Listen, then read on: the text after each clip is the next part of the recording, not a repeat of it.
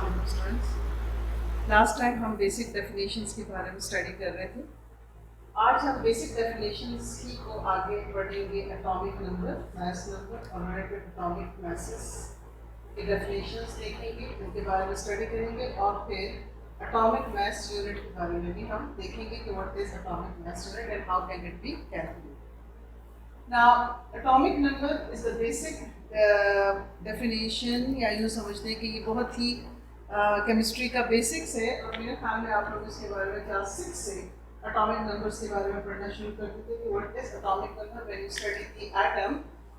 तो उसमें आप देखते हो कि देयर इज अ न्यूक्लियस और न्यूक्लियस के अंदर होते हैं प्रोटॉन, न्यूट्रॉन्स और बाहर रिवॉल्व कर रहे होते हैं इलेक्ट्रॉन्स।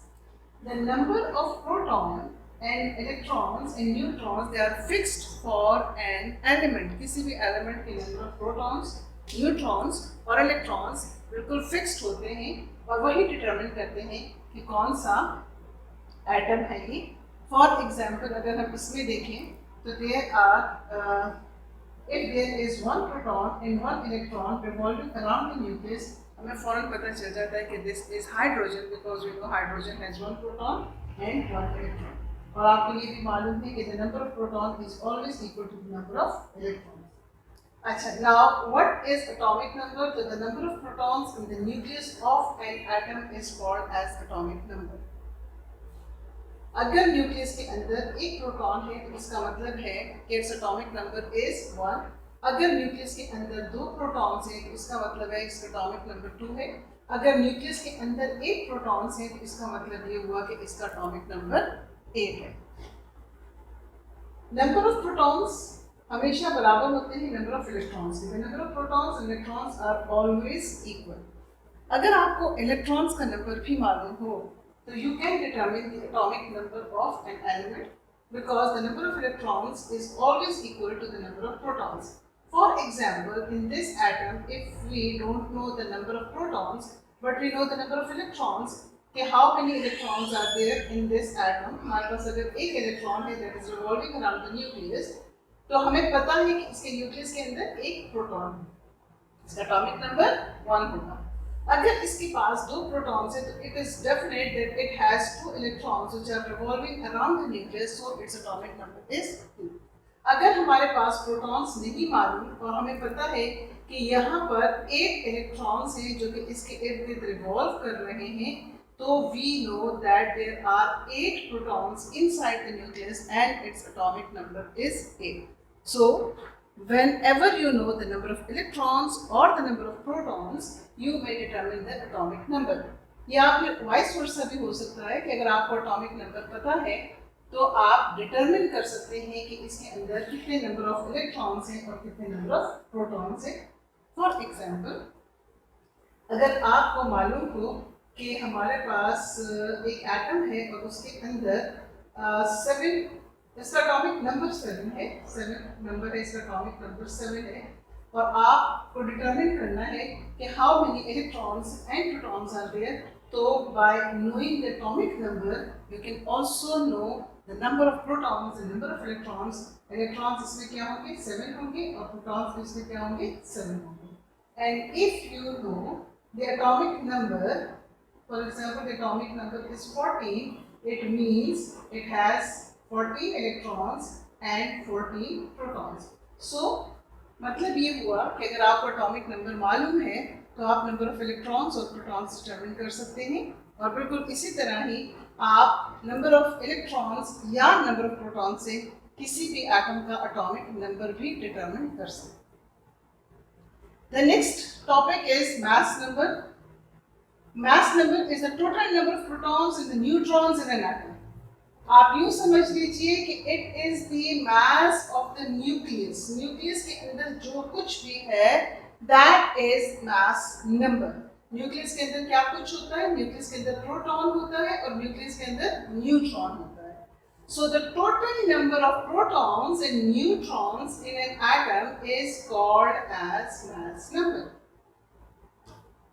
यहाँ पे ज़रूरी नहीं है कि प्रोटॉन और न्यूट्रॉन का नंबर सेम हो, प्रोटॉन और न्यूट्रॉन का नंबर डिफरेंट हो सकता है। फॉर एग्जाम्पल, अगर हमारे पास कोई ऐसा एटम है जिसमें number of protons is equal to 11 and number of neutrons is equal to 12. Now you have to determine what is the mass number of this atom. Then you will have to add up proton and neutron. आपने 11 proton और 12 neutron इन दोनों को आपने add up कर देना है 23. So this 23 is the mass number of this particular atom because आपने इन दोनों को ऐड अप कर दिया. So the total number of protons and neutrons in an atom is called as mass number. और इसी तरह हमारे पास जो ऑक्सीजन है उसके अंदर 8 प्रोटॉन्स होते हैं 8 न्यूट्रॉन्स होते हैं. तो ऑब्वियसली इसका जो मास नंबर होगा that will be 8 plus 8 is equal to 16. तो इसका मास नंबर हो जाएगा 16. तो इसका मतलब ये हुआ कि the number of protons and the number of neutrons makes up the mass number. Now अगर आपको किसी भी एलिमेंट का मास नंबर मालूम हो you can calculate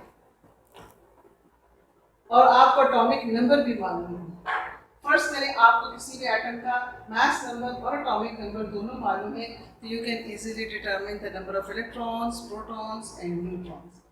for example हमारे पास सोडियम है. सोडियम का एटॉमिक नंबर 11 है और इसका मास नंबर है 23. Now you have to determine the number of electrons, the number of protons and the number of neutrons. अब देखिए क्लास अगर आपके पास 11 एटॉमिक नंबर है तो it means the number of proton is 11. आपने सिंपली लिख दिया 11 प्रोटॉन्स हैं. Now you know that the number of electrons and the number of protons is always equal. तो दैट्स व्हाई इलेक्ट्रॉन भी हो गए 11. अब आपको ये भी पता है कि the total number of protons and neutrons is called as mass number. आपको number of proton मालूम है. अगर आप इसमें से protons निकाल दें तो you will know the number of neutrons. So mass number में से अगर आप atomic number को माइनस करेंगे तो it will make up the number of neutrons. Number of neutrons आप कैसे डिटरमिन करेंगे? Number of neutron will be equal to mass number minus atomic number. mass number हमारे पास इस वक्त है 23, atomic number है 11. इनमें से माइनस करेंगे तो हमारे पास आ जाएगा 12. It means इसमें number of neutrons जो है they are 12. So sodium has 11 electrons, 11 protons and 12 neutrons. Similarly हमारा किसी एक और एलिमेंट को देख लेते हैं. हमारे पास है chlorine. Chlorine is 17 and 35. Now chlorine का जो एटॉमिक नंबर है that is atomic number is 17, mass number is 35 and number of electrons, number of protons and number of neutrons, you have to determine these numbers. Now सबसे पहले number of proton is equal to the number of proton is the atomic number is equal to the atomic number. So atomic number determine करता है number of protons. तो यहाँ पर आ जाएगा 17. Number of proton is always equal to number of electrons. तो इसलिए ये भी 17. Number of neutrons calculate करने के लिए आप क्या करेंगे? You will have to subtract mass number from atomic number. So mass number is 35 and atomic number is 17. And whenever 35 में से आप 17 को करोगे 7, 8, 9, 10, 11, 12, 13, 14, 15. So it will make 8 और यहाँ से 18. So this is 18. The number of neutron equals to 8. Very easy calculations. कोई इसके अंदर कोई इतनी बड़ी बात नहीं है. वही आप लोगों ने सिर्फ सब्ट्रैक्ट करना है और आपके पास मास नंबर से और एटॉमिक नंबर से आप बड़े आराम से इनकी सारे के सारे कैलकुलेट कर सकते हैं.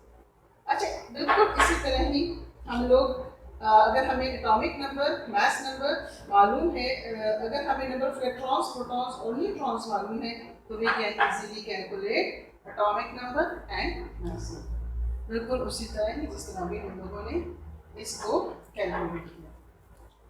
Now the next topic is relative atomic mass. ये जरा थोड़ा सा टेक्निकली आपको समझना पड़ेगा इसको।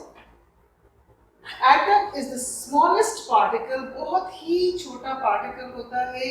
इसको हम कभी भी वे नहीं कर सकते हैं। जैसे हम मार्केट जाते हैं, हम 1 kg 2 kg चीज़ें लेकर आते हैं, we can not weigh it because it is very small particle. That's why we have to compare this atom, one atom with another atom, और इस तरह कंपैरिजन से हमारे पास जो यूनिट बनता है that is called as relative atomic mass।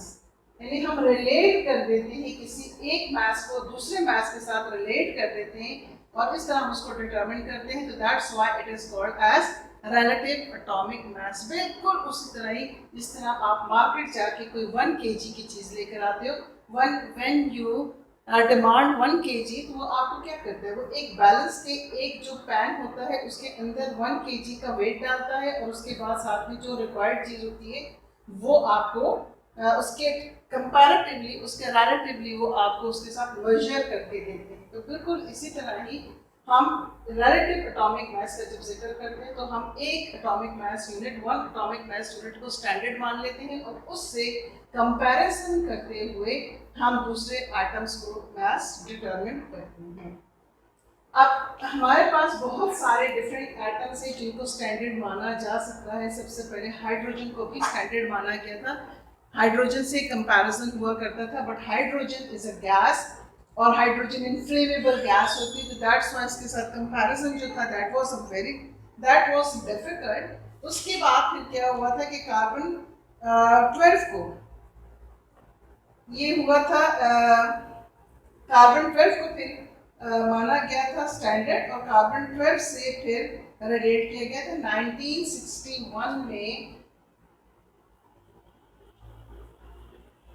1961 में unanimously फैसला किया गया कि कार्बन 12, कार्बन के 3 आइसोटोप्स हैं, कार्बन 12, कार्बन 13 एंड कार्बन 14, लेकिन कार्बन 12 को स्टैंडर्ड माना गया बिकॉज यूनिवर्स के अंदर कार्बन 12 जो है वो बहुत ज़्यादा अबंडेंस में मौजूद होती है, तो that's why carbon 12 was considered as standard और इसी स्टैंडर्ड के मुताबिक फिर बाकी जो है एलिमेंट्स हैं उनको रिलेट किया गया, उनसे उनको कंपेयर किया गया और इस तरह बाकी जो एटम्स हैं उनका भी मास जो है वो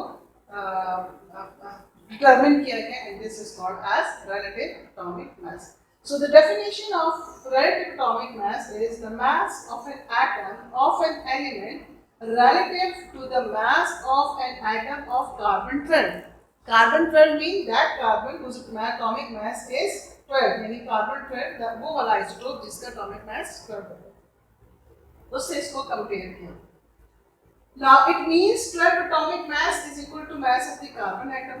So 1 atomic mass की क्या वैल्यू होगी? 1 atomic mass is equal to mass of carbon over 12. So this is related to the carbon. अब हमने कैसे कैलकुलेट किया, हमने ये देखा कि हाइड्रोजन जो है it is 8.40% as massive as carbon, यानी 8.44% भारी है या हल्का है, जो भी इसका कंपैरिजन है दैट इज 8.40। ना अब हमने क्या किया, हमने कैलकुलेट किया 8.40 ओवर 100, 100 इज फॉर परसेंट, का मतलब है कि दिस परसेंट 8.40% है, मल्टीप्लाई किया इस कार्बन 12 के साथ, हमारे पास आंसर आया 1.008। It means hydrogen, the relative atomic mass of hydrogen is 1.008 atomic mass unit. इसी तरह बाकियों की जब कैलकुलेट की गई तो दैट इज ऑक्सीजन। ऑक्सीजन जो है उसका है 15.9994 atomic mass unit. What is atomic mass unit? फिर मैं आपको बताऊं, इट इज अ यूनिट, जिस तरह हमारे पास केजी यूनिट है, ग्राम्स यूनिट है, बिल्कुल इसी तरह ही एटॉमिक मास यूनिट एक यूनिट है जो कि मेजर करता है किसी भी एटम का mass in relation to carbon 12।